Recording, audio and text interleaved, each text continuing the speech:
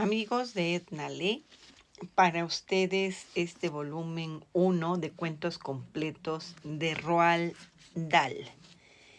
Leo un fragmento de un cuento titulado Un cuento africano. Para Inglaterra, la guerra empezó en septiembre del año de 1939. Los habitantes de la isla se enteraron enseguida y empezaron a prepararse. En lugares más apartados, la gente tardó un poco más en oír la noticia y también empezó a prepararse. En África Oriental, en la colonia de Kenia, vivía un joven cazador blanco que adoraba las sabanas, los valles y las noches frescas en las laderas del Kilimanjaro. También él se enteró de la guerra y empezó a prepararse. Atravesó el país para llegar a Nairobi y alistarse en las fuerzas aéreas británicas. Les pidió que le hicieran piloto. Fue aceptado y empezó su formación en el aeropuerto de Nairobi. Le dieron un pequeño Tiger Mod y se convirtió en un buen piloto.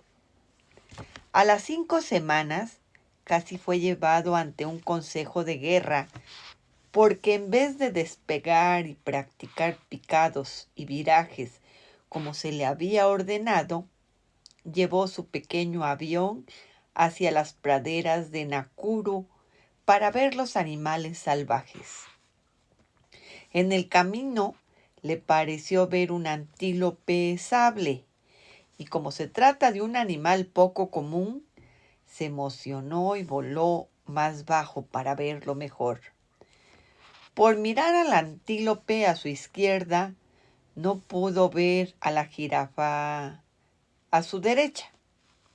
El borde delantero del ala del estribor chocó contra el cuello de la jirafa justo debajo de su cabeza y lo seccionó limpiamente. Así de baja era la altura a la que estaba volando.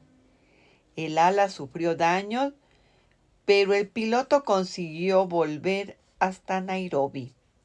Y, como ya he dicho, casi le llevan ante un consejo de guerra, porque se puede explicar una abolladura en el ala por haber chocado contra un ave grande, pero no si hay pellejos y pelos de jirafa pegados en el ala. Después de 6 semanas, le permitieron realizar solo el primer vuelo de larga distancia, desde Nairobi hasta un lugar llamado Eldoret, un pequeño pueblo a 2.400 metros de altura en la montaña. Pero de nuevo tuvo mala suerte. Esta vez fue por un fallo del motor durante el camino, ocasionado por el agua que había entrado en los depósitos de combustible. Conservó la cabeza fría e hizo un aterrizaje forzoso muy bonito sin dañar el avión, cerca de una pequeña casa en el antiplano, lejos de cualquier población. El antiplano era una tierra muy solitaria. Se acercó a la casa y se encontró con un viejo que vivía solo, sin más posesiones que un pequeño terreno para plantar batatas, unas gallinas marrones y una vaca negra. El viejo le trató bien, le ofreció comida y leche y un lugar para dormir. El piloto se quedó 2 días y 2 noches. Después de ese tiempo, un avión de rescate de Nairobi descubrió su avión en el suelo, aterrizó a su lado, encontró el fallo, volvió a marcharse y le trajo combustible limpio para que pudiese por fin despegar de nuevo y regresar.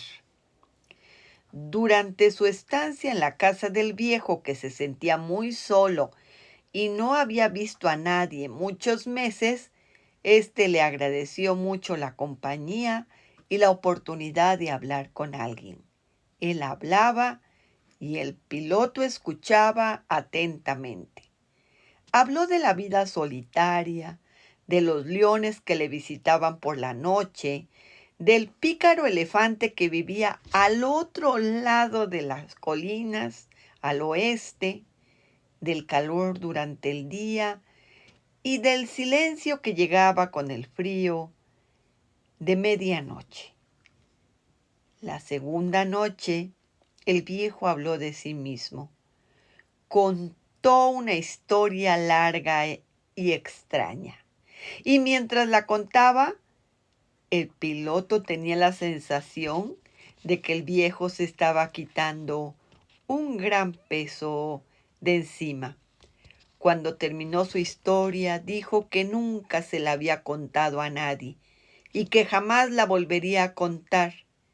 Pero al piloto le pareció tan extraña que la escribió nada más volver a Nairobi. No transcribió las palabras del viejo, sino que utilizó sus propias palabras como si estuviese pintando un cuadro y el viejo fuera un personaje dentro de él, porque esa le parecía la forma más adecuada.